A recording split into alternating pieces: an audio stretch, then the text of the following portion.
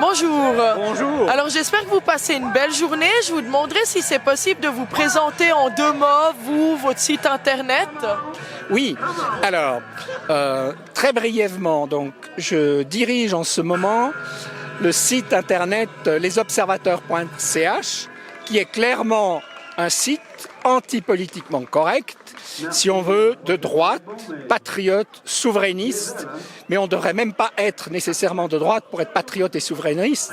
Or, ça me semble aujourd'hui essentiel, où même les autorités, et pas seulement la gauche, sont comme soumises à l'Union européenne, à tout ce qui est international.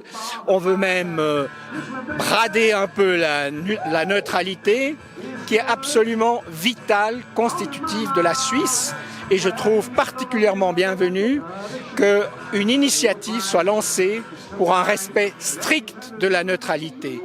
C'est constitutif de la Suisse, ça a toujours été ainsi, et je trouve incroyable qu'on commence à brader des éléments essentiels, fondateurs, constitutifs de la Suisse.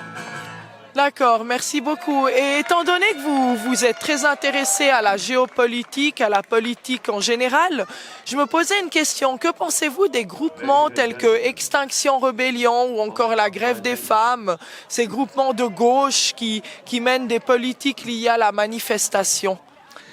Alors écoutez, je vais être très clair. Je pense que certains groupuscules ultra minoritaires qui se croient tout permis au nom soi-disant de bonne cause se permettent de bloquer les rues, la population, les travailleurs, les retardés, agresser des institutions. Je pense que c'est une forme de terrorisme symbolique. Oui, j'insiste, c'est vrai, c'est inacceptable. Nous avons une démocratie directe qui permet d'agir par toutes sortes de moyens. Et bien justement, initiative populaire, votation, etc.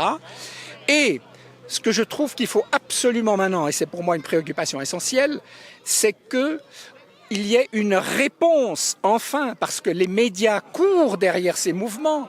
Les médias devraient être objectifs, devraient être pluralistes. Or, il suffit que quelques gugus fassent une action pour qu'ils aient droit à 1 minute à la télévision, voire 2, voire 3, en permanence. Ce contraste entre des médias de gauche et une population qui ne l'est pas en grande partie est inacceptable. Par conséquent, dans l'immédiat, je pense qu'on devrait préparer, organiser des manifestations populaires avec justement les citoyens patriotes, souverainistes, des grandes manifestations pacifiques entièrement, sans dégâts, sans occupation, sans embêter la population, pour montrer qu'on est là et que la réalité suisse principale est dans cette population qui malheureusement se tait et devrait agir pour faire contrepoids à ces groupuscules qui se croient tout permis et qui n'ont à la limite plus rien de suisse, soi-disant au nom de grands objectifs. Il y a toujours des excuses et en réalité c'est l'extrême gauche, le gauchisme, le wokisme, et la Suisse, hélas, est en train de se laisser happer par ces mouvements qu'il faut combattre de manière active, pas seulement se révolter dans son coin, mais je le dis bien, organiser publiquement une contre-protestation, toujours, comme je le dis, surtout pas en faisant des dégâts, mais en étant pacifique, mais en montrant la masse des citoyens derrière les groupuscules minoritaires soutenus massivement par les médias, ce qui est inacceptable. Et d'ailleurs, une initiative va bien dans le sens de limiter ce service public qui est au service d'abord des bien-pensants et de la gauche.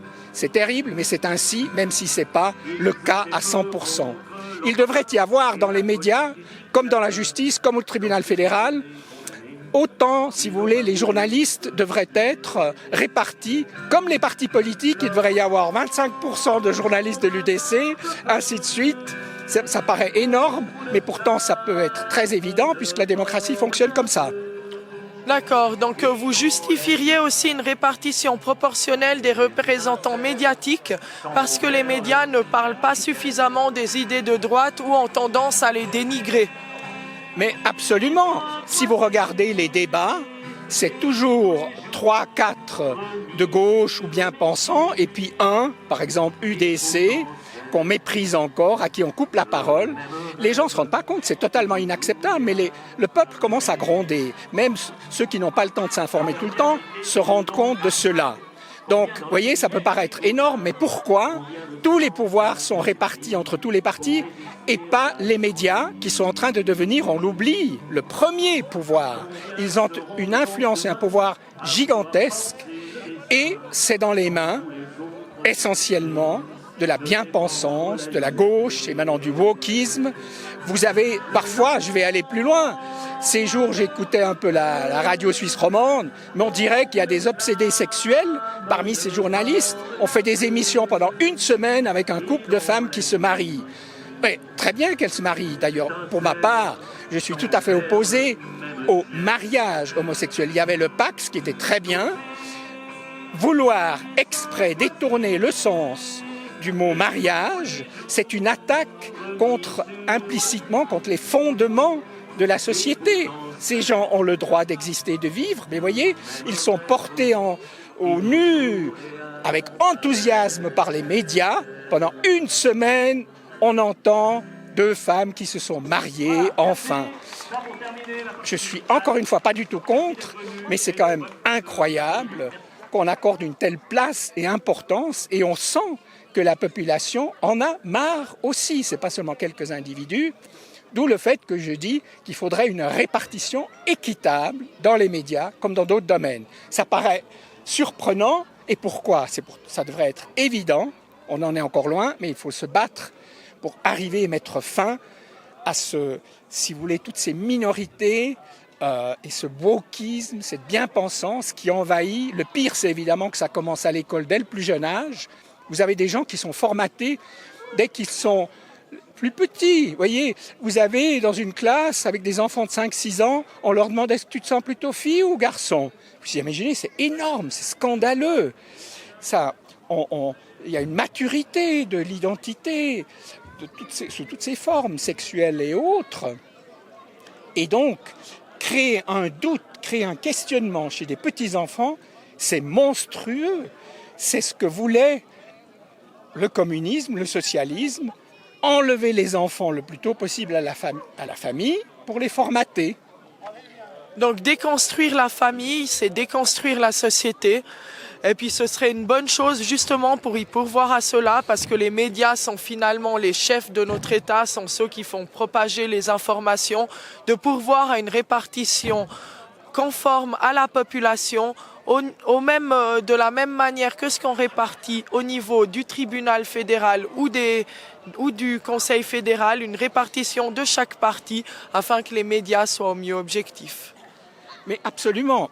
Et voyez, il y a une chose tellement évidente, mais de nouveau, bon, moi je suis à plein temps là dans ce domaine, j'ai enseigné, j'ai fait de la recherche sur les médias, la communication, mais la Suisse romande est dans un cas particulièrement grave. En Suisse alémanique, vous avez encore un pluralisme médiatique. Vous avez des journaux de droite, conservateurs. En Suisse romande, il n'y a rien. Vous avez en plus un seul journal le dimanche qui coûte 5,50 francs et qui est dirigé de nouveau par sans le dire évidemment, par ces gens bien pensants, de gauche, LGBT, tout ce que vous voulez, qui ont un monopole. C'est incroyable. Le dimanche, vous avez un journal bien pensant. Je caricature un petit peu, mais c'est bien cela. Donc, d'urgence, il faudrait un vrai pluralisme médiatique. Ils disent tout le temps, en sachant parfaitement que ce n'est pas vrai, qu'il leur faut plus d'argent pour être vraiment au service de la démocratie, du pluralisme, de la diversité, alors qu'ils n'ont qu'une envie, c'est de nous imposer leur point de vue.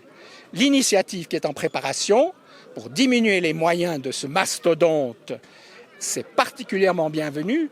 J'espère que les signatures seront récoltées rapidement et surtout que ce sera accepté en votation. D'accord. Merci beaucoup alors pour votre témoignage, pour le partage de vos avis et nous vous souhaitons une bonne fin de journée à la fête de l'UDC du Valais-Romand. Merci beaucoup, c'est moi qui vous remercie. Sans être membre de l'UDC, vous voyez, je suis très touché par cet aspect populaire, patriotique. J'ai discuté avec beaucoup de jeunes qui ont un vrai engagement, ils comprennent ce qui se passe, ils en ont eux aussi marre de cette bien-pensance, de ce wokisme, et j'imaginais jamais qu'il y aurait une foule comme ça pour cette fête. J'avais envie de voir comment ça se passait. Eh bien, j'espère qu'on va continuer et qu'on va passer de la fête, comme je l'ai dit, à des manifestations publiques d'envergure, comme en France par exemple, la Manif pour tous, dont la défense de la famille, avec tous les éléments traditionnels, est le point central. Ils sont des millions à défiler dans la rue. Est-ce que nous arriverons à être des dizaines de milliers en Suisse? Je l'espère. Merci beaucoup. Je vous en prie.